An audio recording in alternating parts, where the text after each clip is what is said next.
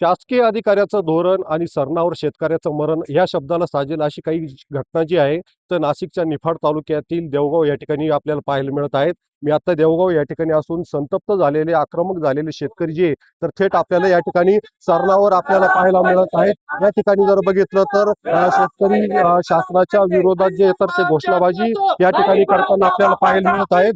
कारण की गेल्या वर्षी पंतप्रधान पीक विमा 2025 याचा लाभ जो आहे तर तो शेतकऱ्यांना शासकीय अधिकाऱ्यांच्या उदासीनतेमुळे मिळाले नसल्यामुळे या ठिकाणी शेतकरी जे तर ते जोरदार घोषणाबाजी करताना आपल्याला पाहायला मिळत आहे. या ठिकाणी आपण काय काय काय मागण्या आहेत तर त्या शेतकऱ्यांकडून जाणून घेऊया.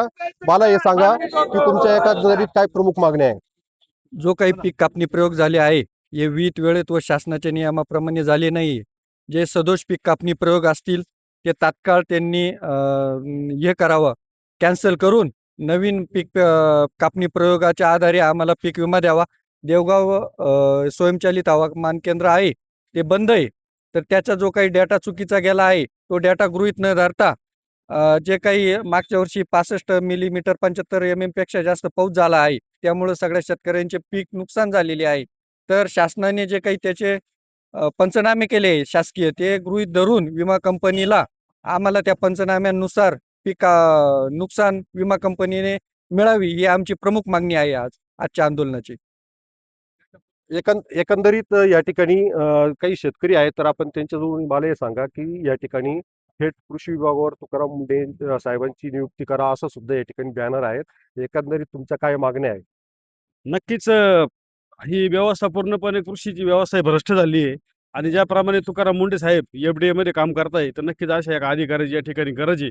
कारण या ठिकाणी आता शेतकरी अक्षरशः सरणावर गेलाय, मरायला तर मरण त्यानं पत्कारलंय.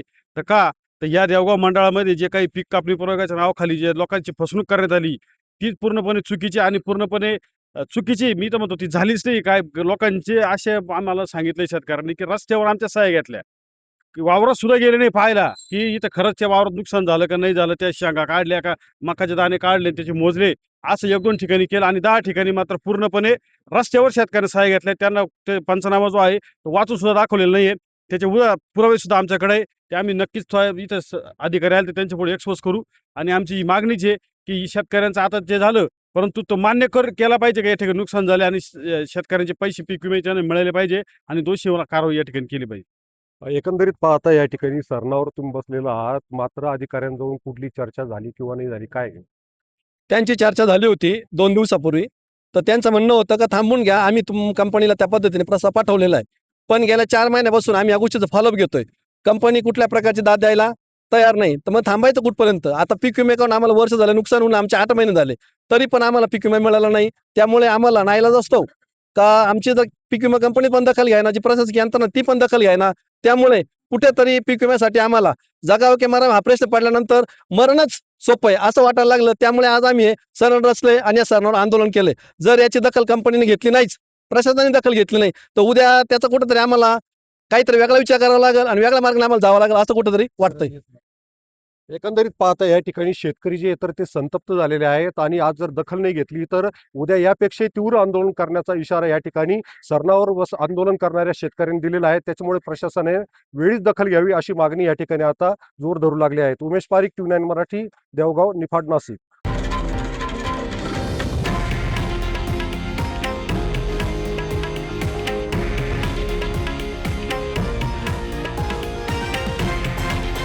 हे आहे देशातील नंबर 1 न्यूज नेटवर्क आणि आपण पाहत आहात TV9 मराठी, एकमेव.